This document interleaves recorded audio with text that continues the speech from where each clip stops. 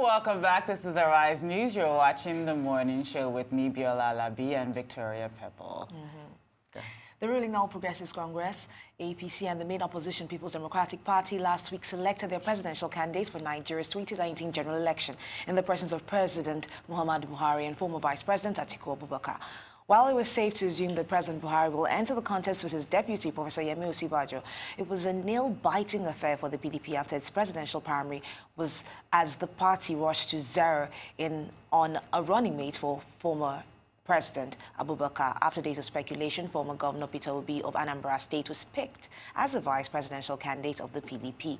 With the joint tickets of both parties ready to do battle to win the hearts and minds of voters, Nigerians, the investment and international communities have been naturally anxious over what the presidential candidates and their running mates will be bringing to the table in the areas of socio-political restructuring, economic management, infrastructure renewal, inclusive growth, social services, and insecurity. Here to discuss what Nigerians would want to see from the contestants as they seek to resume the reins of power from May 29, 2019, are the founder of VIOS Equity, Mr. Kamal Bakrin, and the founder CEO of Dunn, Loren, Merrifield Group, Mr. Sonnie Ayere. Gentlemen, you're welcome to the morning show. Thank you. Thank you very much. So, Sonnie, I wanted to start with you. I mean, in taking a look at where we are today. I mean, the last couple of months, the CBN governor warned that there might be another recession on the way if certain levers are not pushed in the economy. With the announcement, and we now know who the forerunners are, there are lots of candidates in this race, but we know who the forerunners are. And as much as we have a multi-party system, there are sort of two leading parties, and those parties are really what we're looking at. What do you feel, I mean, with that warning of recession, do you still feel that that is looming when we look at the economy, even with these announcements, or do you think that these announcements create a sense of stability where certain things can continue to happen because people now know who are in those seats? I think, thanks again for inviting us on the show. It's always good to have you. I think the way I see it is between now and, say, May of next year, you're going to have more what I would call a sort of flatlining of the economy. Everybody would more or less, both I think domestic investors, international investors, etc., would more or less be let's a wait and see perspective. You're not going to see a lot of investments coming in. You can see what's happening in the stock market already. And even on the bond market. So there'll be a lot of wait and see now to see how it plays out and see how the chess plays out, you know. There's a lot of, you know, votes up for grabs by all parties. And it's still a long time. It's still a long time to go. And you know, 1 minute is one day is a long time in politics. So I think from what I see and hear and gather, is just, you know, everybody's on that sort of, okay, let's wait and see. Now there's clarity, like you rightly said. You know, you got, okay, this is the APC, this is the PDP. All right, let's Doesn't that clarity boost more confidence? Because now we know that the two leading parties have candidates that are experienced. They both have practical experience. You know what to expect from Buhari's the incumbent because they've already been there. Doesn't that sort of also change the conversation? Because that sort of knowing who these people are, does that not create a... I think it has. I mean, I put it this way. I think before you know, Atiku won the primaries at the PDP, most were, okay, I don't know what's going on. I think at this point in time, after Atiku won the primaries, and as you rightly said earlier, has picked his running mate, Peter Obi, you know, I think at least what I hear is, yes, now I know where I stand. A lot of people are more clear as to this is where I stand in terms of you know, where to go. So I wouldn't put it as much as confidence.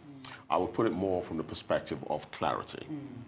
You know, yeah. If we make an assessment of how well the country, how well or how not well the country has done during this administration, and you think of the rich CV, I mean, the two candidates of the PDP, talking about the former Vice President Atiku Abubakar and the former Governor of Anambra State, Peter Obi, they are both entrepreneurs and they've done well in their different fields. Does this redefine for a lot of people the kind of direction that they would take in making policies that would drive Nigeria? Because a lot of people have expressed dissatisfaction at the policies that we've seen with this administration. Coming out of recession has been slow. It hasn't been as progressive as people would have wanted it to be. You think there'll be more confidence on these other candidates? That's an excellent question.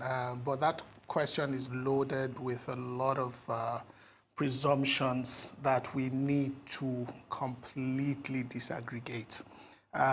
It raises a more fundamental issue about the way we assess our candidates. And this is a point I think I've made on a couple of previous appearances on this show.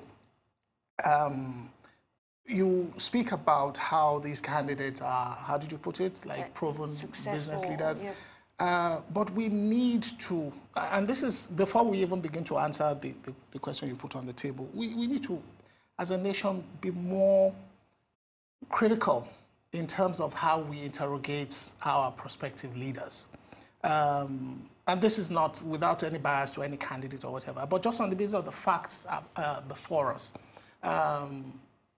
Everybody talks about how Abubakar Atiku is an accomplished business leader. Can you describe to me in a minute exactly how he came to be this? Have you read any case study? Have you read any biography that outlines how he got to this position? These are the kind of questions we need to ask as a nation. By the way, there are questions we need to ask about the incumbent President Buhari.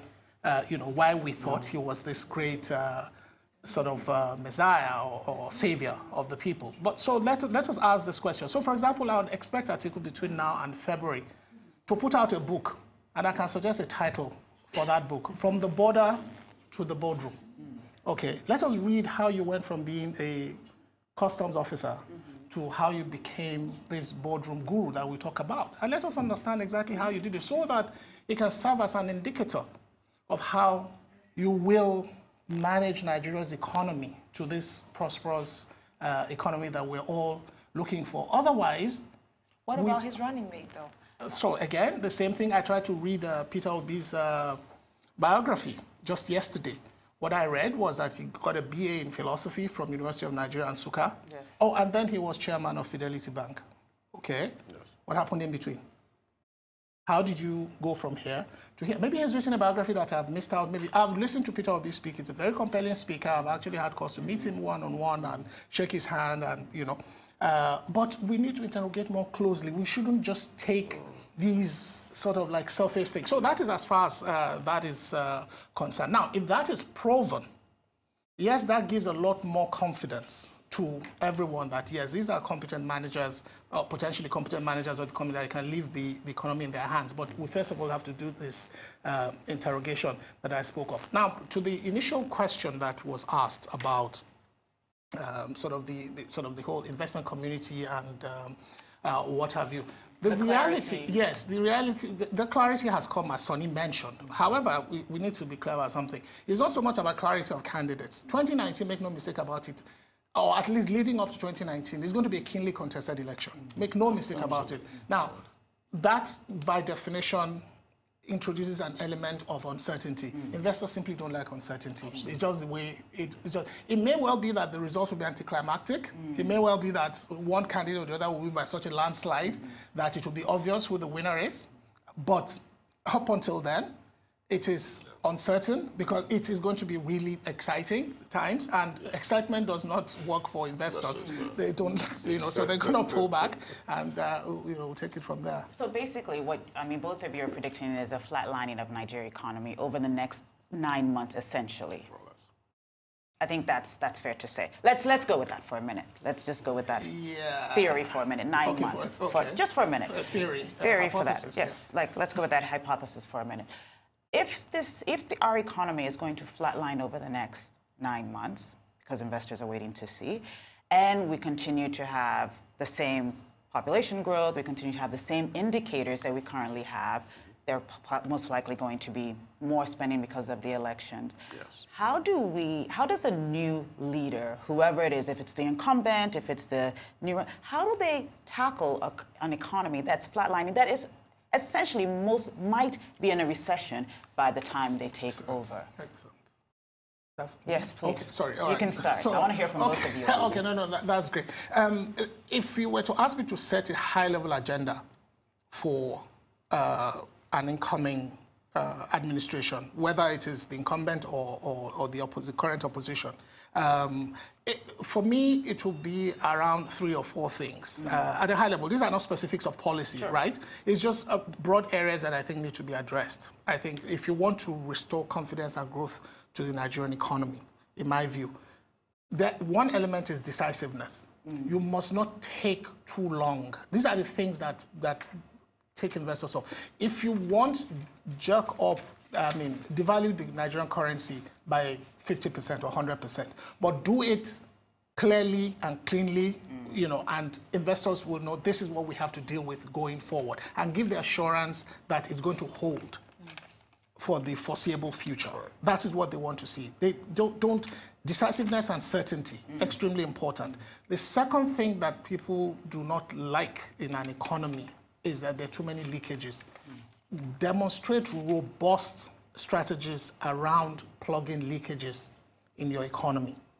All right, because these are the things that lead to inefficiencies in the economy. So when you say leakages, a lot of times people, the equivalent of that sometimes is corruption. Is that what you're alluding to, or are you talking about leakages in a more expansive way? Corruption is an element of leakages, just even inefficient spending and so on and so forth. Just poorly thought out fiscal policies and so on and so forth. These are the kind of things that just do not engender confidence in an economy. And the long term, and the last one I want to make before I hand it over to Sonnie, is around just the sheer cost of governance in this economy. It's just ridiculous. It's just ridiculous beyond words. Like, I don't see why we have a bicameral legislature. That's a separate philosophical discussion. I don't see why public officials in the third world country or developing economy, as we like to call it, I don't see why they should fly first class or even business class, to be very honest. Okay? I don't see why, someone can go on a 3-month course to Harvard, a public sector person in a poor country like this, except maybe Harvard is paying for it or someone else is paying for it. So the sheer cost of governance is ridiculous. Okay, we need to work on all these kind of things and very quickly. For me, these are the things that will engender confidence of investors. Sonnie, I want you to take the same question, because after this I have a very important follow-up building on this as well. Okay. I'll just take it from where he stopped. I think it's not even just them flying first class, etc. It's actually, the cost in terms of, income, salaries, allowances, etc. I mean, it is absolutely massive, for people that, what the thrill of governance should really be, I'm here to serve, rather than. So, Sonnie, are you saying that for both of you, are you saying that for you to listen to anyone of any of these multi-party candidates, you want a proposal on how are you going to cut the size of government and how soon? That's one of the, sorry. I mean, that is something, that seems like something that would get people interested. I think, but look, I think for both of us, and I think, yeah, we're all saying this like more or less, I think it would. It doesn't bode well really for an emerging market or even, third world country to be paying those sort of costs for governance. I think that I really think this is way too much, but that's one thing.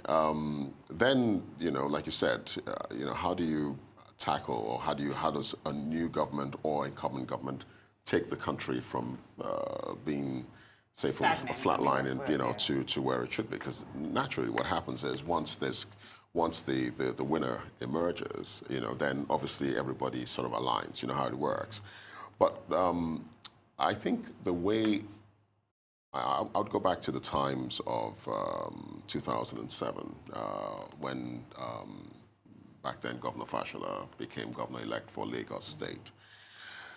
I think any government that is starting, I think the most important thing is planning. Okay?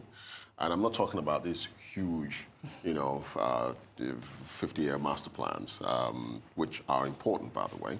But the point is that you don't come into government, and then say, okay, we won.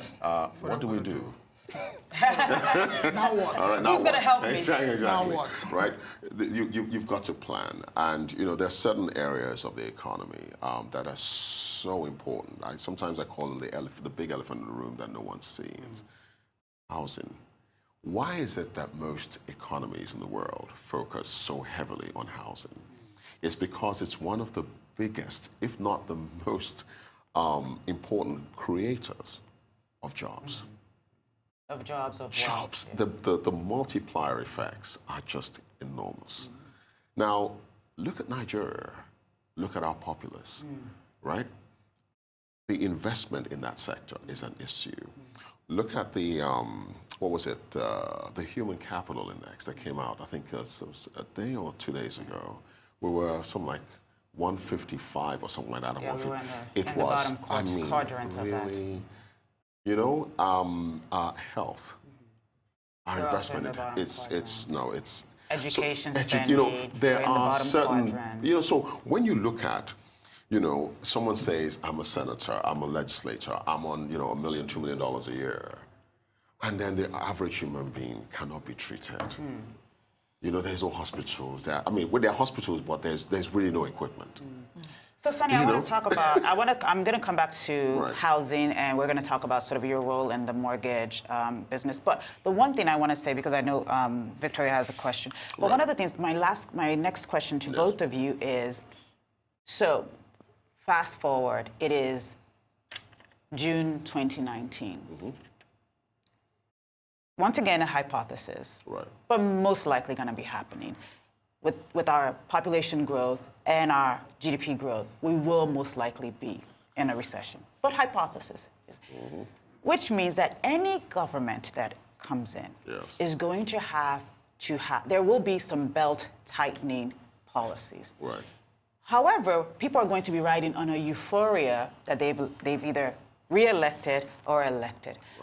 How does the economic policies respond to a populace that is expecting real change real quickly with the possibility of a recession on its hands? It's ridiculous to, any leader who promises any such dramatic turnaround for this country should not be voted into power. Let's be very clear about this. This is part of where, as Lechino Achebe said, this is where the rain started beating us as a people. Is this ridiculous, simplistic, sort of sloganeering approach to to seeking mandates of the people to govern? What we need our leaders to do going forward is to paint a realistic picture of where we are, all right, to outline the kind of steps that will be required to move us forward, including stating the type of pain we will feel, okay? And then exactly what they will be doing in this regard, okay? And this is something we should also task opposition in this country. If it's APC that ends up being opposition in 2019, if it's PDP that continues remaining in opposition, one thing that should be very clear is that it should not, and this is where you guys in the media need to really step in, as well as the so-called public intellectuals. We need for people to actually, say, not, oh, your policies have put the people in poverty. What exactly is it about the policy that you do not like? Where is the Nigeria's shadow government that is second-guessing, if you will, their educational policies? Who in opposition is talking about the educational policies and why it doesn't make sense? Who is talking about why power is not working? Okay, who is talking about these things? Rather, we reduce everything to sloganeering Okay. The answer to that would be the same politicians are moving in between parties. Absolutely, fantastic point. Which actually the point, Fantastic point. exactly, the point really is that our politics is not based on philosophy. So, you know, it's like when you talk about, you know, I'm a socialist or I'm a capitalist, and I believe in, you know, saving the poor. Or, no, you know what I believe in, that every man for himself. Okay? So there's certain policies that would drive that. You know, that's philosophy, and the other way around. So that's the only way you'd ever have that kind of debate. The truth of the matter, like you rightly said, is it's not about party swapping. So in the absence of that, by the way, sorry, excellent point. So in the absence of that, because I hold this rather controversial view that we can't even afford ideological differences at this point, that whether, you know, capitalist, socialist, I am the view that you just want a basically competent administrator to run the country. So for me, again, it comes back to that whole issue of, instead of interrogating the sort of like candidacy of these people around whether it is right-leaning or left-leaning and whatever, and I don't know why we try to create these ridiculous things. I was reading an analysis in the papers where somebody was describing APC as slightly to the right and PDP. I'm like, are you ridiculous? What's wrong with you? That doesn't exist. What we should be debating, in my view, at this point, are some of the things that I think I've mentioned on this forum in the past, but I think now become much more relevant. I don't know who you guys are going to have on in future sessions, but if you have the politicians and the candidates, I think the kind of things we need to shape opinion around are the following, in my view. One is, what are the personal qualities and attributes of these candidates?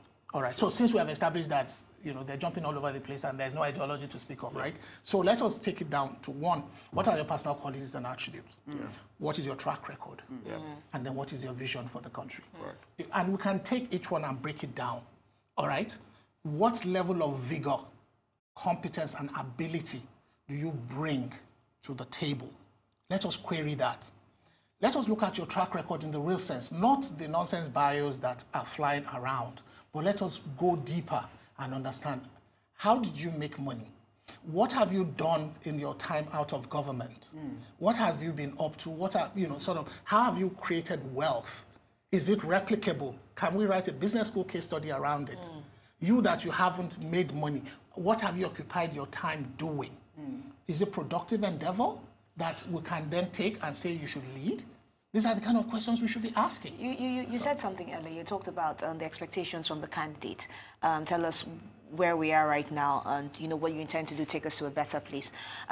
What we saw when the APC came into power was a lot of blaming. They were blaming the PDP for past policies that weren't done so well, forgetting that some of these politicians had hopped between from the PDP to the APC.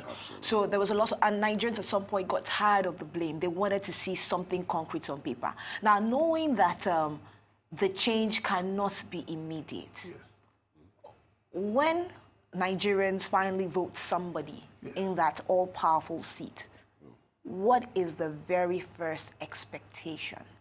You talk about laying a plan, but I'm taking from what we saw with the APC. You talked about decisiveness. Before we saw the ministers appointed, it took quite a while. Yes.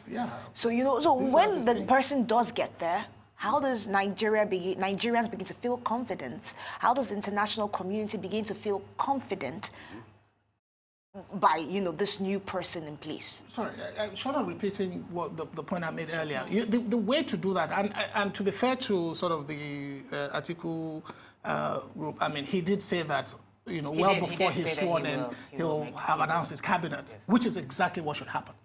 All right, you should announce your cabinet. As a matter of fact, even while you're campaigning, you should tell us the kind of people, who are you going to make your, you know, sort of like foreign secretary, who are you going to make your minister of external affairs, your finance minister. Let us even see what your team of economic advisors look like. Okay, I mean, I've heard in this country of, you know, situations where it was at just before a meeting with business leaders that a presidential candidate was coming up with his agenda. It was just made up on the spot, and then it became something that was bandied about. Of course, nothing ever came of it.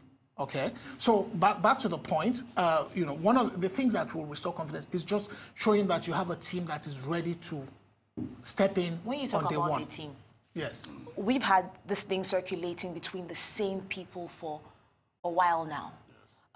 you think it's imperative for whoever sits in that position to look outside? You think that that would work?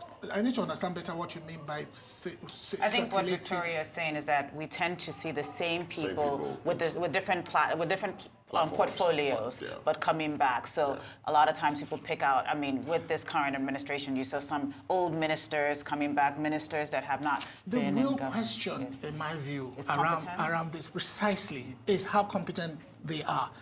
We always run away from the things that matter and waste time with the things that don't matter. For goodness sake, what does it matter whether someone is old or young if they are not competent or they don't have integrity? It doesn't matter what their age is. What about for the decisions we've made in the past? How have we been able to benefit from them? The economy in Nigeria, how has it gotten better? We've had the same people, recycle them, and things are not fantastically better. The reason why it hasn't worked is not because they are the same people, but because they are the same incompetent, corrupt people. Are you with me? That is why it hasn't worked. It's not the fact of being the same. So we need to take out the corrupt, when you ran Singapore people. For, Sonnie, how long did you run Singapore for? 30 plus years. Did it matter that you ran it for 30 years? And what mattered is that this was a competent leader, right? Sorry. It's a very good point. Look, the thing is, look, governance is, it's a very difficult thing, honestly, truthfully speaking. Look, try and liken governance, right, to setting up a company, okay? Let's assume we decided, we're 4 of us here now, and let's triple it to 12. Right, and decide that we're going to set up a company, and we'll all decide around this table, okay, on the name of the company, what it will do, etc., etc. What is the probability that we'll all agree? 1 out of 12, I guess. Thank you. I mean, we're not going to agree. Thank you. The reality is that, look, again, this is why when you look at how companies evolve, you'd have the entrepreneurship stage, which is what, when you look at most economies that have evolved. You've had, like, let's say Singapore, for instance, Lin Kuan Yew, for instance, drive it for a long period of time. Look at what's happening in Rwanda, all right? Yes, Kagame, driving it for a while, all right? There has to be that period where there is a singular focus, all right? Now you get to a point where, you now democratize the whole system, because now you're now being run more by institutions than an individual. The thing is, first of all, you ask yourself, is 4 years enough? All right, to really make an impact. I mean, really, So the thing is it's like one could argue, and I think that's what the former President Jonathan was trying to do, is that, do we need a rethink of our whole... Exactly. Because, because, I mean, if we're being honest with ourselves, look, if we went in as president, vice president, or vice versa, I'm just giving an example, right? I'm just giving an example, right? I mean, look, within the first 4 years, right, you're trying to find your feet. Sure. Okay, that's number one. And then all you're trying to do is make sure we get reelected. Right. Right? So the actual impact that can be done, even if we go back to the Obasanjo years, which people would say were very great years, that was the 2004, 5, 6, and whatever. The 2005, 4, 6, whatever. It was an average of 7%. Absolutely. Growth. Okay, it wasn't the first year. Wasn't it was the second the second term that actually brought about those. Which is why there was the debate over a third term, was because there was of course political interest, but there was also like an economic interest to continue to drive. So that exactly. The rules are the rules. So let's work with But the point still remains valid. It takes time. But in the absence of that, so the next best thing is your level of preparedness for office. Since you are not going to change the 2 4-year thing. Yes. So we really then need people. So the last thing you want ever in Nigeria is any leader that opens their mouth to say, oh, they were not expecting to be, or the people called upon them. No, you must wake up in the morning and decide, I want to run this country, and these are my plans. Anybody who comes and says, my people said I should come and run it, or... these two men have been vying for the position for a very long time. Precisely. So, which is why, very good. So, you know, the beauty of 2019, in my view, for the first time, we're not going to be having a discussion around ethnicity, because they're both of the same ethnic stock, not around religion, again, the same religion. We're not going to be having a discussion around age, and we're actually not going to be having a discussion around, circumstances of birth. Okay, because again, so there's nobody who didn't have shoes or who had shoes. Everybody had, or didn't have, right? So the things, those ridiculous things, beyond that, the ridiculous things that we, not necessarily as a nation, but at least we've been presented an opportunity for a change to actually discuss. And we're not worrying about, no, it's time for a Southerner, oh, it's time for a Muslim, it's time for a Christian. No, we're not having that ridiculous conversation. So let us have a discussion around the things that really matter. I'm sorry, I just want to make sure that we don't lose this, Sonnie, because you brought this up about mortgages, and you were actually running one of the Nigeria's first sort of mortgage finance company. Yeah. Can you tell us what went wrong there for such a key sector that can create such wealth and has such a multiplier effect from the economy? Why hasn't that continued, and why are we not talking about that? Okay, I think the most important thing is really the monetary policy that governs Nigeria. We've sort of, at least since the Sanusi period, had a very tight monetary policy. And as you know, when interest rates are so high, the cost of mortgages becomes prohibitive. It's just prohibitive, and that's really the reason why it's been a very difficult sector to evolve. We're doing everything we can, and we're working from different spectrums to try and make this work. Is this a place where you're looking? I mean, how local and global is this sector? The intervention. Okay, so both actually. So. Nigeria Mortgage Refinance Company obviously exists, it's thriving, it's issued 2 bonds, it's refinancing mortgages. Right now, we're now working on, just at the tail end of it, a mortgage warehousing company that would actually provide pre-financing to mortgage banks. Because mortgage banks, as you know, a lot of people don't put the monies or deposits in mortgage banks, so they need a way to finance the creation of mortgages. So that's right at the tail end at this point in time. We're speaking to family homes funds who are willing to provide funds at a reduced interest rate. When you say reduced interest rate, give us a ballpark of what would be optimistic. If we can bring mortgages down to say somewhere around 11%, really? drops, yeah. And I seriously believe that that's possible, even in this dispensation. Wow. It's possible, yeah. That's by exciting.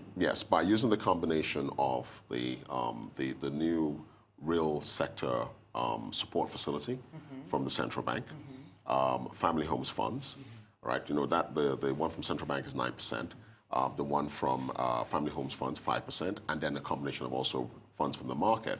The blended or weighted average cost of funding would certainly bring it down to bring mortgages down, the cost down. And so what is that trajectory going to look like when we talk about mortgages in Nigeria?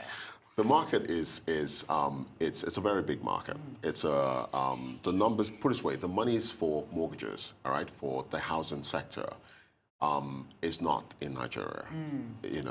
We would certainly have to look offshore. We're going to have to raise money both domestically and internationally to fund that housing market. But I can assure you that any government that taps into that, just like any other country does, any government that taps into that, right, will tap into the heart of people. I always say this, you get to create individual when you give wealth? a man a house, and when I mean a man, I mean both genders, male and female, when you give a man a house, they never forget you. Yes. All right, a home never forgets you, and I think that is one area that government seems to miss that target all the time, and not actually put in the policies that would drive growth. I give an example. I talked about a tight monetary policy. I've always been a proponent of actually having a different monetary policy. So my view has always been that the cost of the factors of production in Nigeria, right, is one of the reasons why we have not been productive. It is too expensive to produce. Okay? Now, the only way you can actually create a productive economy, all right, is to invest in what? Right? Those factors of production. But to do that, your cost of funding has to be what?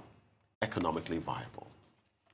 So you can't, so, you know, we talk about we're an import-dependent nation, and therefore we need to have interest rates that are high, okay, to protect our currency.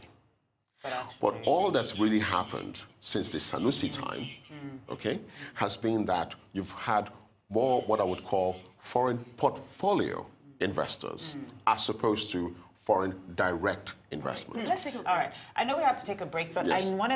I thought it was important, since we had you here today, to make sure that you gave an update on that sector. We have another guest joining us on this panel, but when we come back, I do want you to complete that thought, because I think that people at home are watching and looking and wanting to know what it is going on with the mortgage Absolutely. sector. Thank you.